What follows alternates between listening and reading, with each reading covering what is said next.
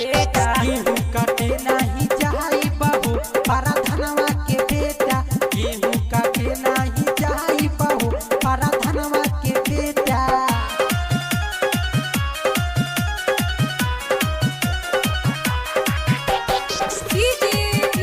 राम परवेश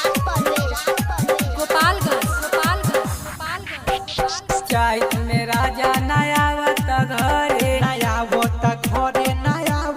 घरे हमरो जवानी सके खूटी में गाड़े खूटी में गोड़े सखी खूटी में गोड़े चैत में राजा नयावत घरे नयावत घरे हमरो जवानी सके खूटी में गाड़े खूटी में गोड़े सखी खूटी में गोड़े गेहूं काटे न जाई बहू पर धनवा के बेटा गेहूं काटे नाही जाई बहू पारा धनवा के बेटा गेहूं काटे नाही जाई बहू पारा धनवा के बेटा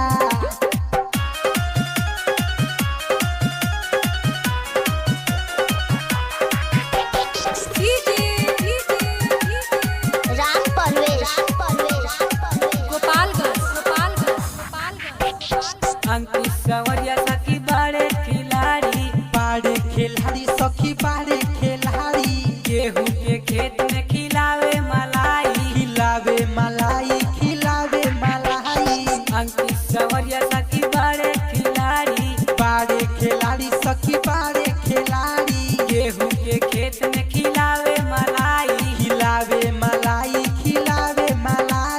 गेहूं काटे न जाई बहू पर धनवा के बेटा गेहूं काटे नाही जाई बहू पारा